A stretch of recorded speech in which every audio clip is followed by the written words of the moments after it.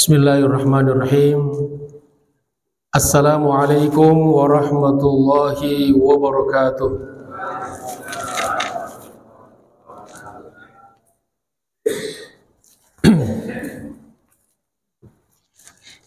Alhamdulillah. Alhamdulillahi rabbil alamin. Wa bihi nasta'inu ala umuri dunya waddin.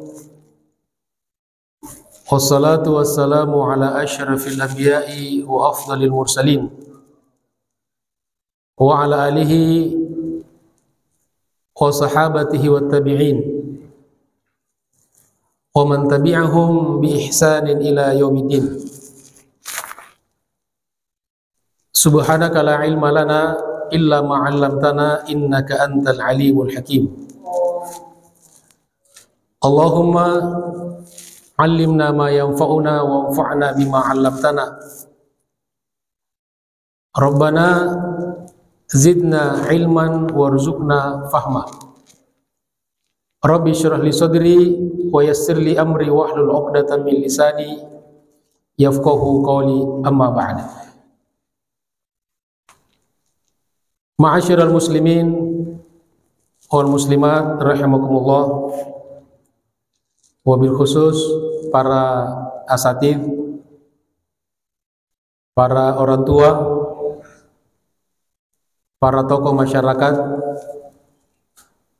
segenap pengurus Masjid Al-Muhajirin yang selalu kita makmurkan ini, serta saudara-saudaraku, Bapak Ibu, jamaah salat subuh dan majelis taklim, yang insya Allah semua kita senantiasa dimuliakan dan dirahmati Allah Subhanahu wa Ta'ala. Apa kabar semuanya? Sehat ya? Alhamdulillah, puji syukur kita panjatkan pada Allah Subhanahu wa Ta'ala. Seperti biasa, setelah kita sholat subuh berjamaah, semoga Allah terima ibadah sholat kita. Kita tidak membiarkan speedometer pahala kita berhenti berputar, maka kita lanjut dan kita niatkan pertama i'tikaf di masjid, kemudian bersilaturahim. Mudah-mudahan dengan silaturahim ini Allah Subhanahu wa Ta'ala senantiasa lapangkan rezeki kita dan panjangkan umur kita. Kemudian juga kita niatkan mencari ilmu, talabul ilmi, untuk belajar. Mudah-mudahan sekecil apapun ilmu yang kita dapatkan, semoga ikhtiar ini Allah lapangkan jalan bagi kita menuju surganya.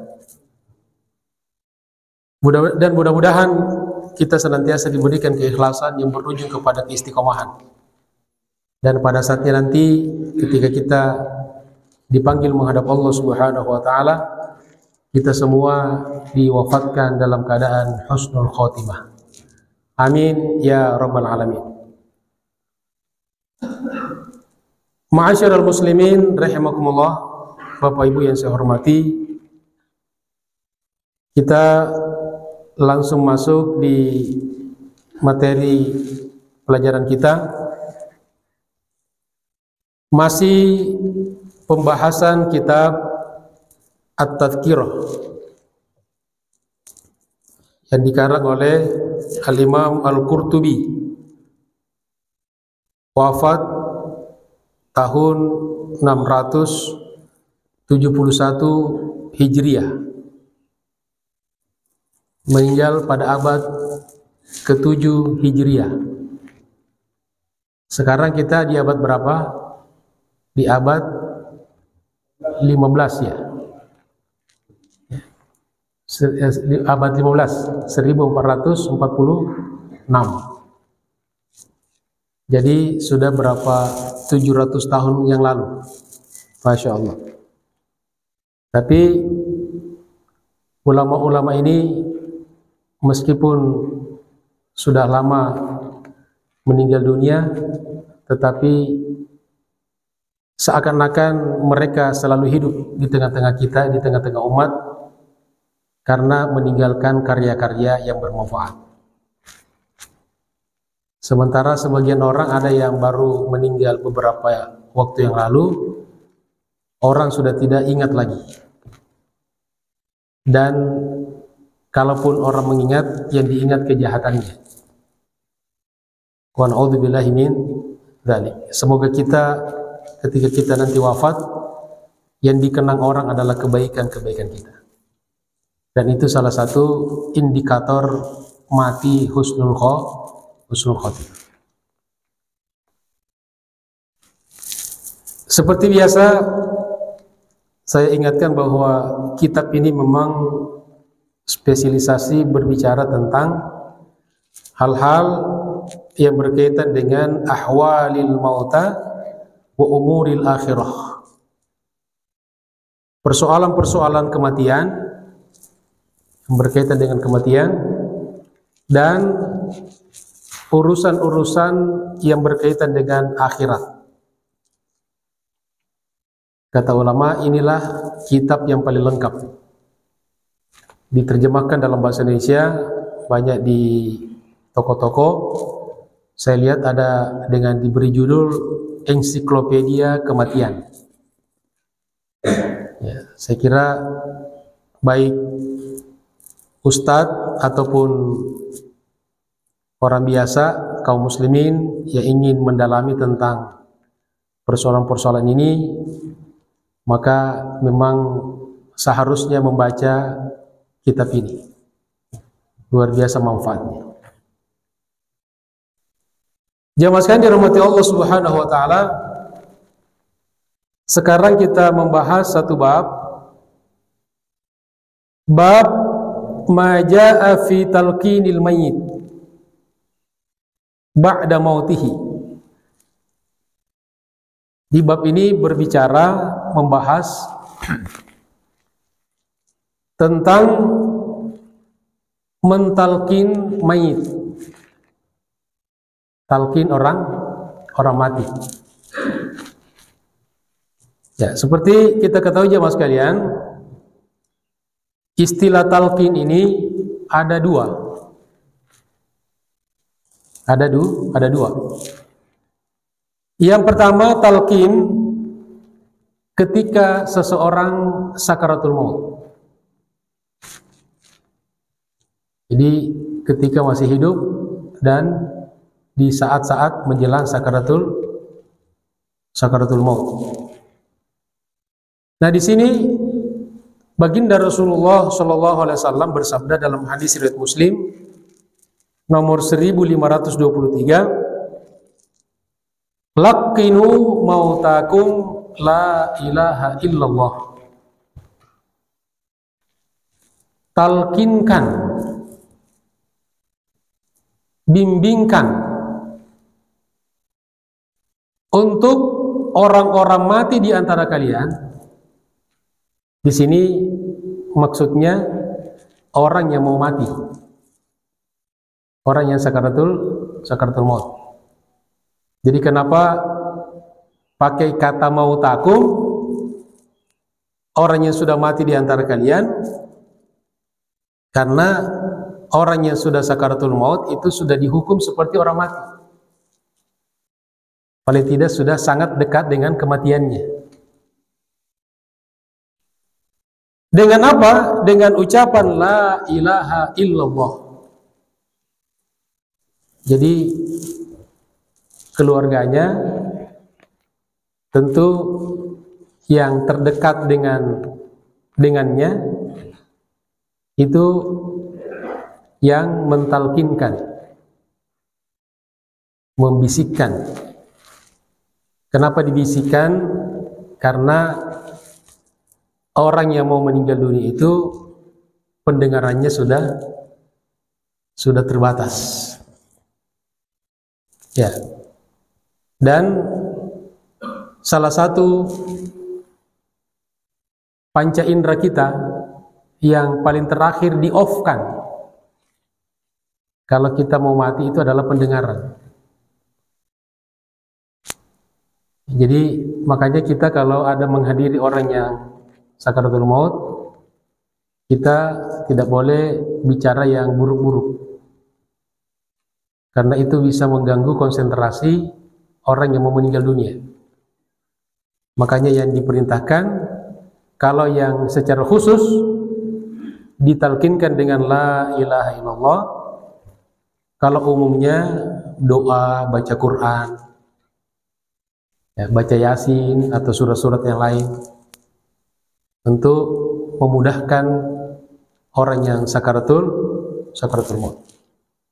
Nah itu jadi dibimbing dengan harapan mudah-mudahan orang yang mau meninggal dunia ini ucapan yang terakhir yang dia ucapkan sebelum nyawanya dicabut oleh malakul maut adalah la ilaha illallah. Meskipun pada kenyataannya pengucapan orang yang mau meninggal dunia tentu tidak lagi sefase kita. Jadi kata ulama, kalau dia sudah menggerak-gerakkan lidahnya, ya, dan meskipun tidak sejelas kita ngomong, cukup. Jadi jangan dipaksa sampai bisa mengucapkan seperti kita yang sehat. Jadi tidak usah berulang-ulang kali. Ya, yang penting dia sudah bisa menangkap. Makanya kata ulama, la ilaha illallah ini memang kalimat yang memang didesain oleh Allah Subhanahu wa taala bisa diucapkan oleh orang yang sakaratul maut. Coba Bapak Ibu perhatikan, tanpa kita tidak harus menutup mulut kita bisa mengucapkan la ilaha illallah, la ilaha illallah. Jadi lidah orang yang meninggal dunia itu sudah makin pendek, sehingga pasti tidak sefase kita yang sehat. Ya, itu untuk talqin sebelum meninggal. Nah, kenapa jamaah sekalian? Kenapa la ilaha illallah? Karena ada garansi dari baginda Rasulullah sallallahu alaihi wasallam. Apa kata beliau dalam hadis riwayat Abu Daud nomor 2709? Kata Nabi sallallahu alaihi wasallam, "Man kana akhiru kalamihi la ilaha illallah, dakhala al-jannah."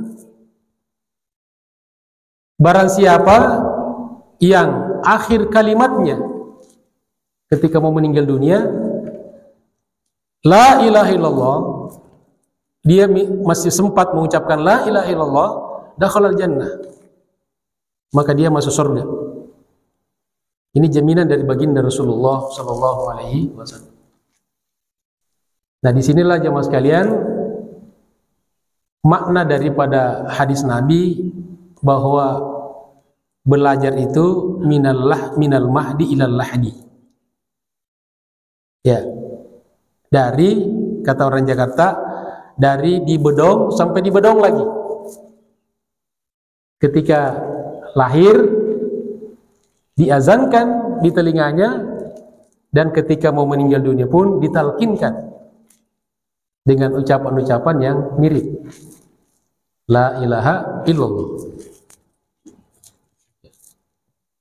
Jadi mudah-mudahan Allah Subhanahu wa taala mudahkan kita nanti kelak kalau kita mau meninggal dunia untuk bisa mengucapkan la ilaha illallah. Karena seperti yang sudah pernah kita juga sampaikan bahwa ternyata memang tidak mudah. Kalau teorinya sih gampang amat ya. Cuma ngucapin la ilaha illallah doang, kan gampang banget. Itu kalau kita sehat.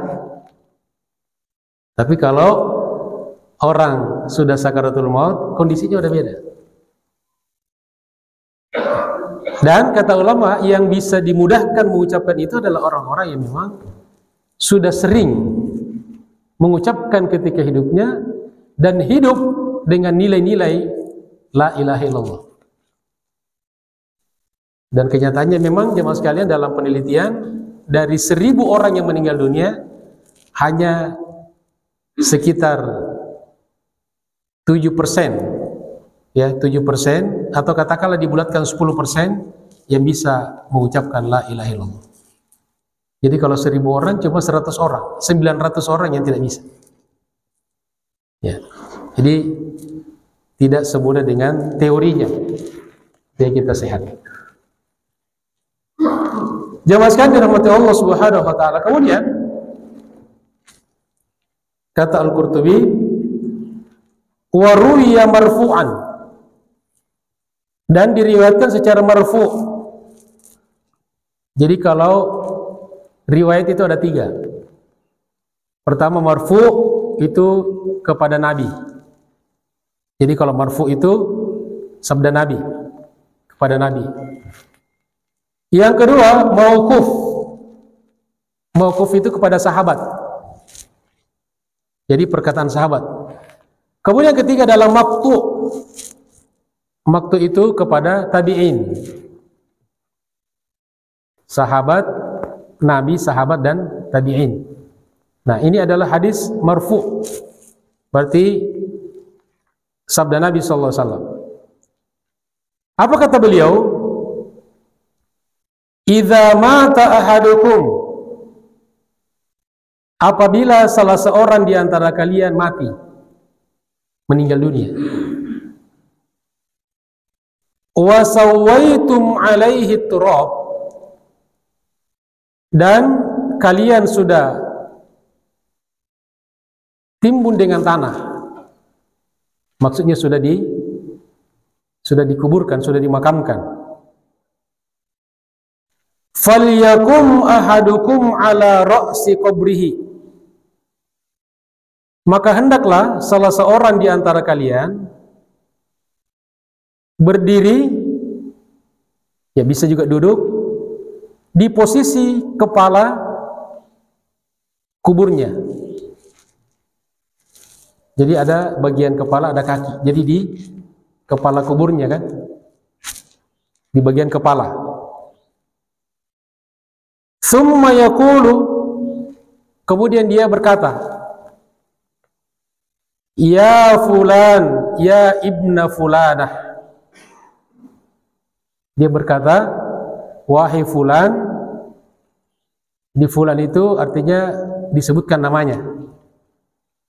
Kalau namanya Ahmad, ya Ahmad, ya Soeharto misalnya, ya Firdaus.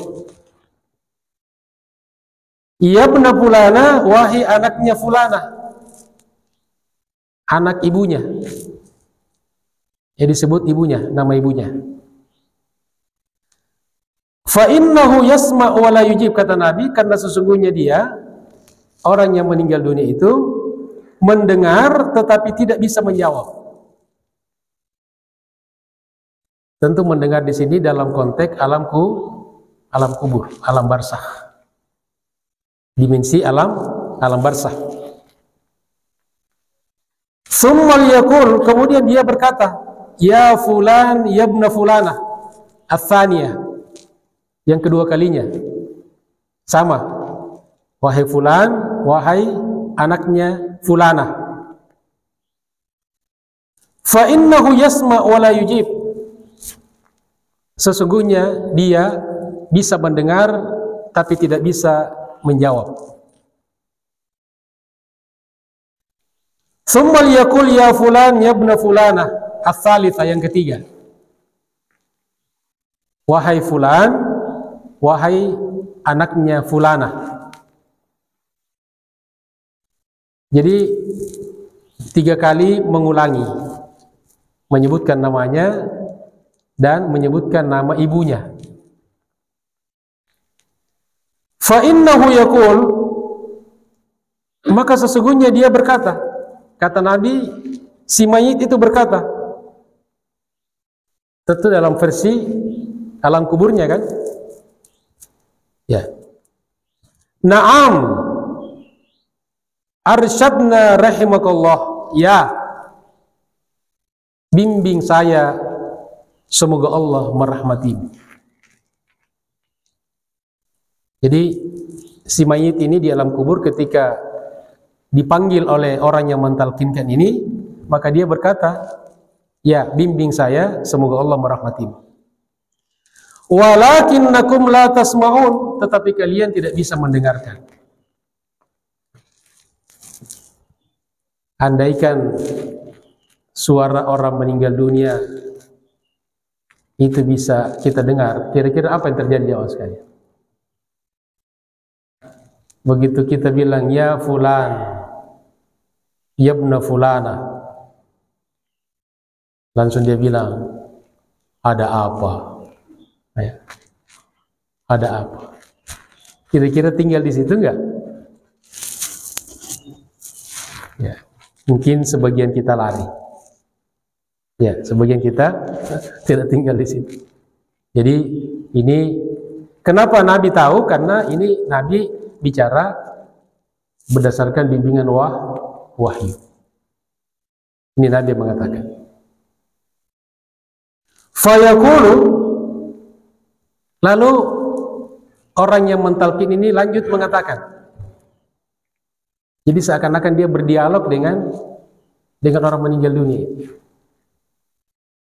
Ini kan ada pernah Bapak Ibu nonton mungkin di YouTube.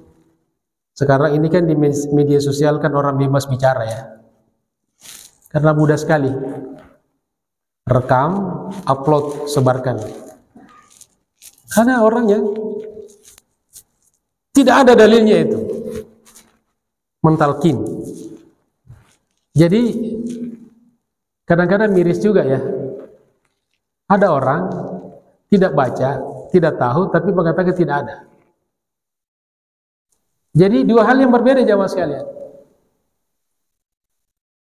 Kalau saya tidak tahu dengan tidak ada.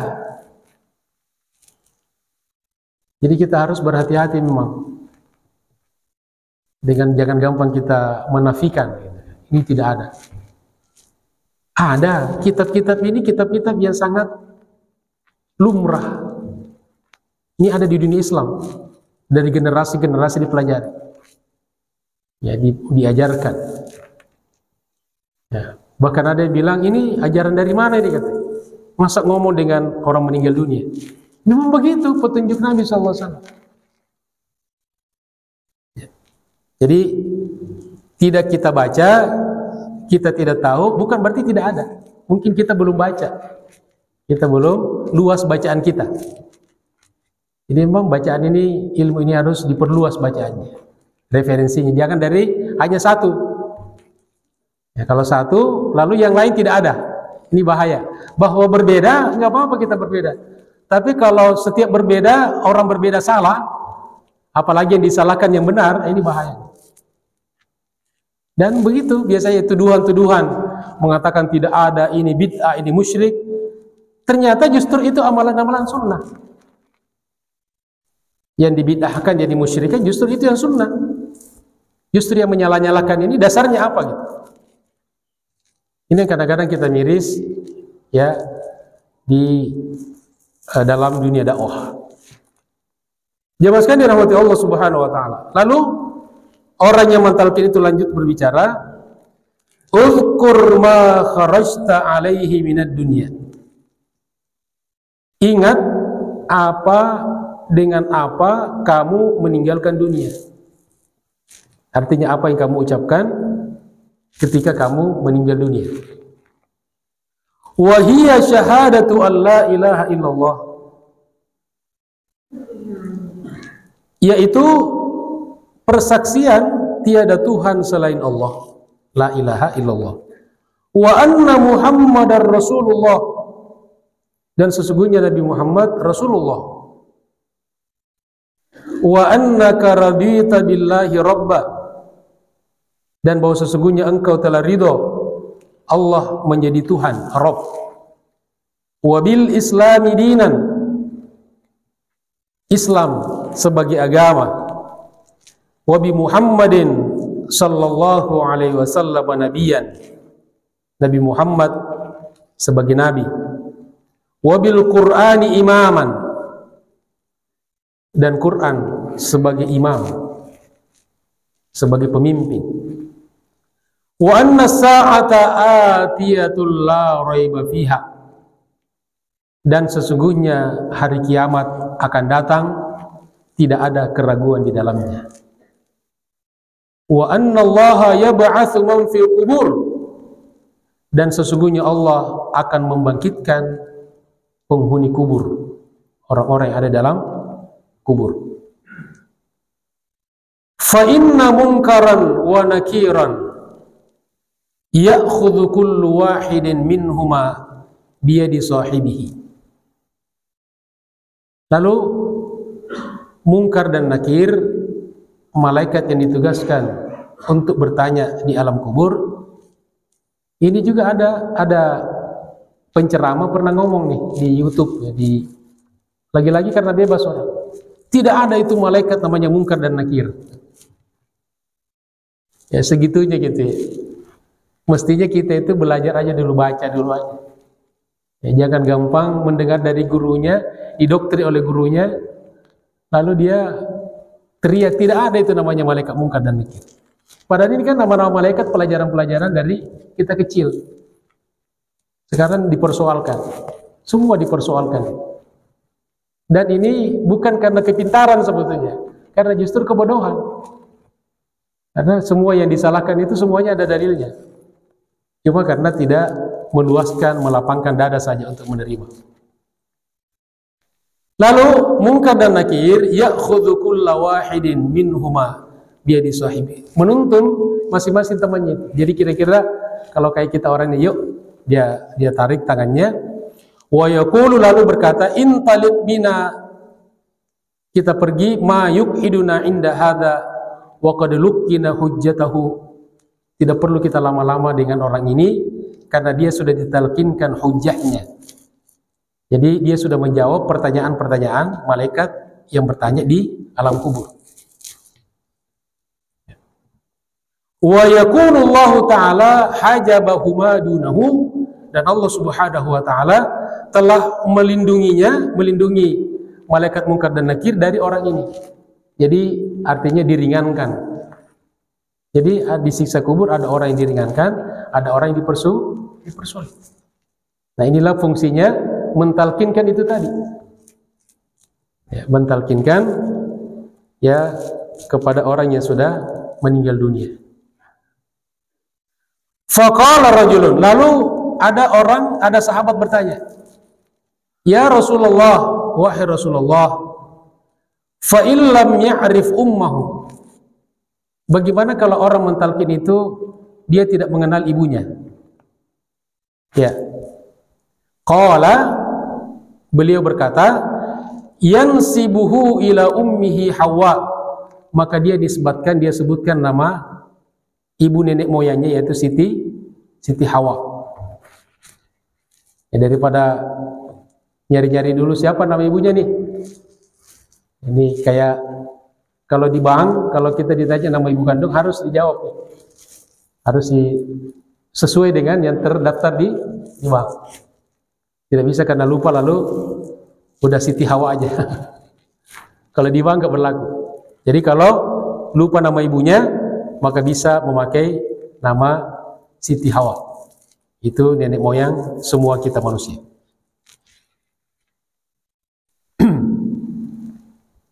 Jamaah sekalian dirahmati Allah Subhanahu wa Ta'ala.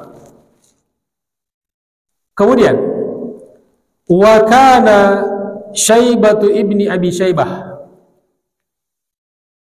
Syaibah bin Abi Syaibah.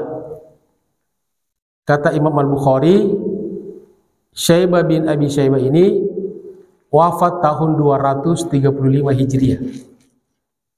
Jadi beliau ini masih generasi salaf. Salaf itu orang yang hidup sampai tahun 300 Hijriah. Jadi salaf itu rentan waktu. Jadi orang yang hidup di masa 300 tahun pertama, itu namanya generasi salaf. Dan salaf ada yang soleh juga, ada yang soleh, ada yang tidak soleh. Ya, tidak cukup dengan salaf, tapi salafus soleh. Karena Abu Lahab, Abu Jahal itu juga salaf, hidup di awal generasi Nabi dengan sahabat, tapi tidak soleh. Ya. Sehingga kalau ada orang yang ikutin salaf, salaf yang mana? Salaf itu artinya yang generasi 3 pertama, sahabat, tabi'in, tabi'in, itu namanya salaf. Setelah 301 sampai sekarang namanya generasi kholaf. Syaibah, Ibn Abi Syaibah ini ulama besar, karya-karyanya banyak, di antaranya yang paling terkenal kitab Al-Musannaf. Ibnu Abi Syaibah, beliau juga punya kitab Al-Iman, beliau juga punya kitab Al-Adab, beliau juga punya kitab At-Tarikh, sejarah, beliau juga punya tafsir Ibn Abi Syaibah. Masya Allah. Jadi ulama-ulama dulu ini hampir multidisiplin. Jadi ahli tafsir, ahli hadis, fikih jelas, usul fikih. Ya. Tetapi ulama-ulama dulu ini meskipun luar biasa hebat, tapi tidak arogan, tidak sombong. Ya berbeda, makanya ada mazhab, tapi tidak menafikan, tidak mengecam atau tidak menyerang mazhab yang lain yang berbeda dengannya, tetap saling menghormat. Nah, sebagian orang sekarang kita miris, bukan siapa-siapa, orang seperti saya, seperti kita, tapi gampang menyalahkan. Bukan hanya menyalahkan orang awam, menyalahkan ulama sekalipun. Ini luar biasa. Lalu orang bertanya, "Lo kamu siapa?" gitu. Kamu siapa? Gampang banget menyalahkan orang. Memvonis orang. Yaqulu, beliau berkata, Syaibah bin Abi Syaibah berkata, ini ulama besar, ulama salaf, wafat 235 Hijriah. Apa kata beliau? Awsatni ummi inda mautiha. Ibuku berwasiat kepadaku ketika mau meninggal dunia. Apa wasiatnya? Apa pesannya? An aquma inda qabriha ba'da dafniha. Agar saya berdiri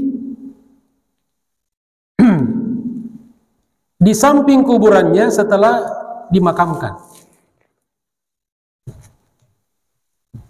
Ini juga banyak kan orang tidak boleh berdoa di kuburan. Tidak boleh baca Quran di kuburan. Tidak ada dalilnya. Kau udah baca semua. Kalau tidak baca bukan berarti tidak ada. Ya. Jadi kata Syaibah ibn Abi Syaibah, ibuku berwasiat kepadaku, nanti kalau ibu meninggal, nanti kamu berdiri atau duduk di samping kuburanku. Lalu wa aqulu, dan saya berkata, kata Ibnu Abi Syaibah, ya umma Syaibah, wahai ibunya Syaibah, quli la ilaha illallah, ucapkan la ilaha illallah. Nah, ini kan dalil talqin orang meninggal dunia kan? Katanya, kenapa ngomong dengan orang meninggal dunia? Memang didengar? Ya dengarlah, kata Nabi. Versi orang meninggal dunia. Kan minta dalil. Ini dalilnya nih. Mana dalilnya? Kadang-kadang terima, kadang-kadang nggak terima karena sudah a priori. Kadang-kadang nggak paham juga dalilnya gitu. Jadi Ibnu Abi Syaibah mengatakan, ya umma Syaibah, wahai ummi Syaibah, quli, katakanlah la ilaha illallah. Jadi perintahnya kita disuruh membacakan, membimbing dia, mentalkinkan. Tidak disuruh mendengarkan, menunggu jawaban. Ya. Kalau dia jawab, ya kita mungkin kabur ya, orang yang mentalkinkan. Kemudian thumma ansarif. Setelah itu saya pergi, selesai. Artinya selesai dia membacakan la ilaha illallah, mentalkinkan doa-doa dan segalanya. Ya.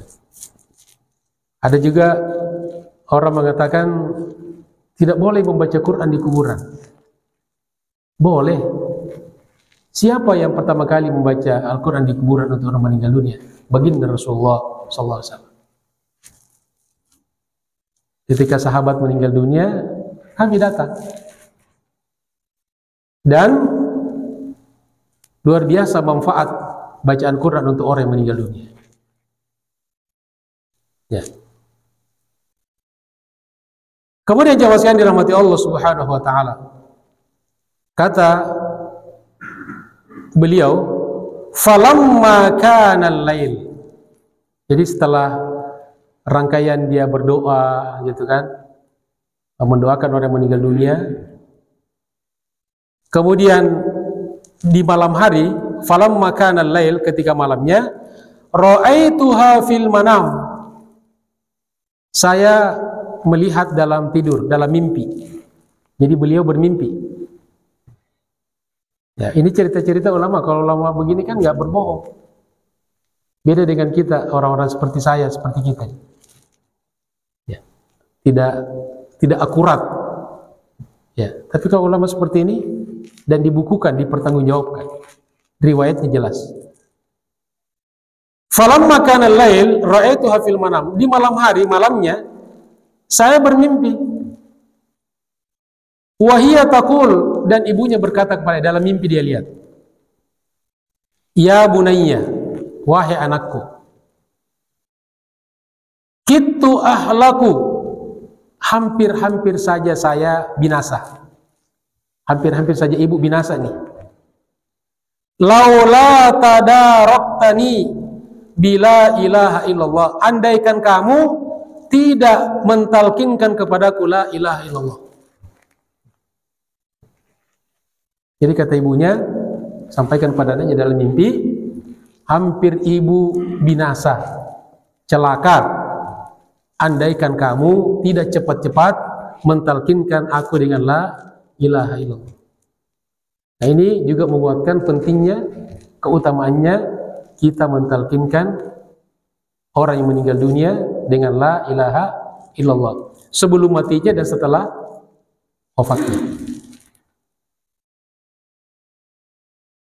Lalu kata Al-Qurtubi, jadi selesai riwayat dari Ibnu Abi Syaibah ya, dicerita tentang ibunya. Lalu kata Al-Qurtubi, fa idza hadara ahadukum ayyuhal ikhwan. Maaf, ini masih perkataan Ibnu Abi Syaibah, fa idza hadara ahadukum ayyuhal ikhwan. Maka apabila salah seorang di antara kalian menghadiri dafna akhihil muslim, pemakaman saudaranya muslim. Jadi kalau salah seorang di antara kalian, kita nih menghadiri pemakaman orang Islam, sesama Islam, falyaqul ba'da taswiyati turabi alaihi, hendaklah dia membacakan, mengucapkan setelah ditimbun dengan tanah, sudah selesai dikuburkan, ya fulan ibna fulanah, wahai fulan bin fulanah. Seperti yang tadi di riwayat pertama kata Nabi 3 kali diucapkan dengan apa? Qul, katakan la ilaha illallah Muhammadur Rasulullah. Jadi bisa dengan yang panjang di riwayat pertama, itu panjang banget tuh. Memang kalau tidak bisa hafal, bawa catatan. Ya, bawa catatan. Ada juga yang ringkas tadi, yang Ibnu Abi Syaibah cuma la ilaha illallah. Nah, yang ketiga, la ilaha illallah Muhammadur Rasulullah. Auliyakul, atau dia membaca, dia membacakan. Kul, katakan, Allahu Rabbi, Allah Rabbku, Tuhanku. Wal Islamu dini, Islam agamaku. Wa Muhammadun sallallahu alaihi wasallam rasuli, dan Nabi Muhammad sallallahu alaihi wasallam rasulku. Nah, kemudian ada kata beliau, wala yata'allal ahadukum. Janganlah salah seorang di antara kalian beralasan. Cari-cari alasan. Alasan apa? Biqaulihi, dengan mengucapkan misalnya, la a'rif ulakkin al-mayyit. Saya tidak bisa mentalkin orang meninggal. Ini misalnya ada orang yang kesulitan ya. Ya disuruh gitu kan, tolong talkinkan. Maaf, saya tidak bisa. Mungkin karena tidak tahu kan, belum paham. Bukan, jadi saya tidak tahu dengan tidak ada. Ini kan ada orang dikit-dikit bid'ah. Coba talkinkan ya. Gak boleh, tidak ada dalilnya. Masya Allah. Ini kira-kira ada nggak di masyarakat kita seperti ini? Ada nggak orang-orang seperti itu? Ya, ada. Hanya bermodalkan kadang-kadang doktrin dari guru-gurunya dengan bacaan tertentu, lalu yang lain dinafikan, disalah-salahkan. Ini yang membuat kita miris kadang-kadang. Ya kalau kita tidak mau kan nggak apa-apa. Memang perbedaan sudah dari dulu. Tapi bahwa menafikan sampai menyesatkan, memusyrikkan apalagi. Dakwah itu kan mengajak orang masuk Islam. Bukan mengeluarkan orang dari Islam. Ini kan mengeluarkan orang Islam kalau disesatkan kan, dimusyrikkan. Dan alhamdulillah kita di Indonesia ini Islam masuk di Indonesia dari dulu memang dibawa oleh Ahlus Sunnah wal Jamaah. Dan apa yang diajarkan guru-guru kita semuanya benar. Jadi tidak perlu kita otak-atik. Ya. Kalau kita otak-atik, ini yang membuat ribut masyarakat. Kita tidak mau disalah-salahkan, guru kita nggak mau disalah-salahkan. Dan yang disalah-salahkan itu semuanya ada dalilnya, ada kitabnya, ada landasannya, dan semua kepada Al-Quran dan hadis. Dan lagian pula jamaah sekalian, dalil itu kalau sumber Islam, sumber hukum itu dua, Al-Quran dan hadis. Tapi kalau dalil itu ada 4 yang disepakati ulama. Pertama Al-Quran, yang kedua hadis, yang ketiga ijma, yang keempat qiyas. Ya, jadi harus dipakai 4 dalil ini. Kalau tidak ada dalam Al-Quran, mungkin dalam hadis. Tidak ada dalam hadis ijtihad, ijma. Kalau tidak ada ijma, qiyas. Dan hukum Islam ini, kalau kita bicara tentang hukum Islam, itu pada umumnya kebanyakan berdalilkan dengan dalil qiyas. Kenapa jamaah sekalian? Karena ayat-ayat Quran dan hadis-hadis Nabi yang berkaitan dengan hukum ini terbatas jumlahnya. Kata ulama hanya sekitar 500-an. Ayat 500-an, hadis kurang lebih seperti itu. Sedangkan fatwa-fatwa ulama ini jutaan. Ribuan bahkan jutaan. Dan itu kebanyakan pada umumnya berdalilkan dengan qiyas. Ya. Siapa Pak? Ya. Tadi dalam Bapak Aris ini adalah sesuatu yang tidak ketahui. Tapi mimpi memang benar kalau datang ke Nabi. Nabi Ibrahim menyembelih hewan itu Ismail itu melalui mimpi. Waktu azan di apa sepakati sebagai hukum mengimbau umat Islam itu melalui sahabat yang bermimpi, tapi dibenarkan oleh Rasulullah. Mimpi kepada Yusuf juga begitu. Mimpi kepada nabi-nabi itu benar. Tapi mimpi itu sampai sekarang tidak diketahui kecuali nabi-nabi yang tahu. Sedangkan ulama yang tadi yang Bapak sebutkan 700 tahun sesudah Nabi. Bagaimana bisa jadi kata? Bukan 700 tahun, ini generasi salaf. Wafat, saya luruskan karena Bapak bilang 700 tahun. Wafat 235 Hijriah. Iya, oke. Iya. Tapi dia bukan Nabi. Beliau bukan Nabi, ulama yang sudah jauh sudah Nabi. Dia berkata, saya bermimpi, ibu saya datang ke saya, hampir celaka saya. Kalau nggak mau bacakan itu celaka. Dari mana kebenaran ini? Ini dia bukan Dan tidak ada lagi yang mengusulkan, oh itu benar, itu tidak ada. Nah, itu yang membuat saya setiap pengajian yang menyebutkan mimpi, kalau dalam mimpi itu bukan Rasulullah, ya mungkin dia tidak. Oke, saya jelaskan. Jadi beliau ini kan ulama. Ya, ulama bukan nabi. Oke, ulama. Dan kita juga harus belajar dari ulama. Kita mengenal Nabi itu dari ulama. Oke? Baik. Saya jelaskan dulu, Pak. Saya ulama dia saya percaya, kaji dia saya percaya. Iya. Mimpi dia itu aku tidak percaya. Iya. Bapak boleh tidak percaya, tapi beliau ini bercerita apa yang dimimpikan itu karena mengamalkan sunnah Rasulullah. Jadi beliau ini kan bercerita tentang mengamalkan hadis Nabi kan. Lalu karena ilmu yang dia pelajari tentang mentalkin orang yang sudah meninggal dunia dan ibunya berwasiat kepadanya, kalau ibu mati tolong talkinkan saya di kuburnya kan.